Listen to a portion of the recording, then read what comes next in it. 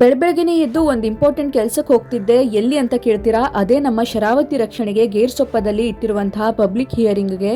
ಬೆಂಗಳೂರಿಂದ 4 ದಿನ ರಜಕ್ಕೆ ಬಂದ ನನ್ನ ತಂಗಿನೂ ಕರ್ಕೊಂಡು 6:45ಕ್ಕೆ ಮನೆ ಬಿಟ್ಟೆ. ಕುಮಟಾ ಬಸ್ ಸ್ಟ್ಯಾಂಡ್ಗೆ ಹೋಗೋಕೆ 7 ಗಂಟೆ ಬಸ್ ಸಿಗುತ್ತೆ ಅಂತ ಬಂದು ಕಾದ್ವಿ. 7:45ಗೆ ಬಸ್ ಅಂತ ಗೊತ್ತಾದ್ಮೇಲೆ 1 ನಿಮಿಷನೂ ಅಲ್ಲಿ ನಿಲ್ಲಿಲ್ಲ. ರಿಕ್ಷಾ ಮಾಡಿಕೊಂಡು ಡೈರೆಕ್ಟು ಕುಮಟಾ ಬಸ್ ಸ್ಟ್ಯಾಂಡಿಗೆ ಬಂದ್ವಿ. ಕುಮಟಾದಿಂದ ಹೊನ್ನಾವರ ಹೋಗೋಕೆ ಲೋಕಲ್ ಬಸ್ ಎತ್ತಿದ್ರೆ 1 ಅವರ್ ಆದರೂ ಬೇಕು. ಅದಕ್ಕೆ ನಾನು ಮಣಿಪಾಲ್ ಬಸ್ ಹತ್ಕೊಂಡೆ. ಡೈರೆಕ್ಟ್ ಎಕ್ಸ್ಪ್ರೆಸ್ ಆಗಿರೋದ್ರಿಂದ ಬೇಗ ಹೋಗಿ ರೀಚ್ ಆಗ್ತೀವಿ ಅಂತ.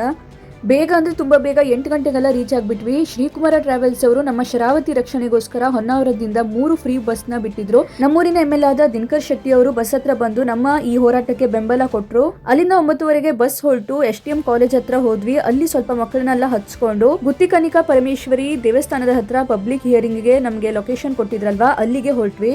ಬಸ್ಸಲ್ಲಿ ಹೋಗುವಾಗ ಹೊರಗಡೆಗೆ ಕಾಡು ಮತ್ತೆ ಶರಾವತಿ ನದಿ ಕೂಡ ಕಣ್ಣಿಗೆ ಬಿತ್ತು. ಈ ಪ್ರಾಜೆಕ್ಟ್ ಏನಾದ್ರೂ ಆಗ್ಬಿಟ್ರೆ ಫ್ಯೂಚರ್ ಅಲ್ಲಿ ಈ ಮರಗಳು ಯಾವ್ದು ಇರೋದಿಲ್ಲ ಅಂತ ನೆನ್ಸ್ಕೊಂಡು ತುಂಬಾನೇ ಬೇಜಾರಾಯ್ತು. ಮನ್ಸಲ್ಲೇ ಅನ್ಕೊಂಡೆ ಏನೇ ಆಗ್ಲಿ ಶರಾವತಿನ ಉಳಿಸ್ಕೋಬೇಕು ಅಂತ. ಲೊಕೇಶನ್ ಅಲ್ಲಿ ತುಂಬಾ ಜನ ಸೇರಿರೋದನ್ನ ನೋಡಿದ್ದೆ. ತುಂಬಾನೇ ಖುಷಿ ಆಯ್ತು. ನಾನು ಅನ್ಕೊಂಡಿರ್ಲಿಲ್ಲ ಇಷ್ಟು ಜನ ಸೇರಿರ್ತಾರೆ ಅಂತ.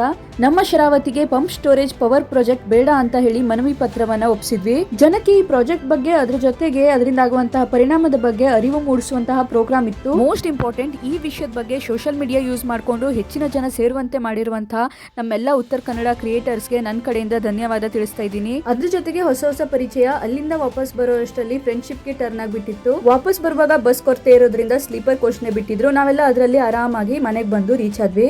ನನ್ನ ಸಲುವಾಗಿ ಅಷ್ಟೇ ಅಲ್ಲ, ನಮ್ಮೆಲ್ಲರ ಸಲುವಾಗಿ ಮಾಡಿದಂಥ ಈ ಪುಟ್ಟ ಪ್ರಯತ್ನದಿಂದ ನನ್ನ ಮನಸ್ಸಿಗೆ ಯಾವಾಗಲೂ ಸಿಗದೇ ಇರುವಂಥ ನೆಮ್ಮದಿ, ಖುಷಿ ಸಿಕ್ಕಿದೆ.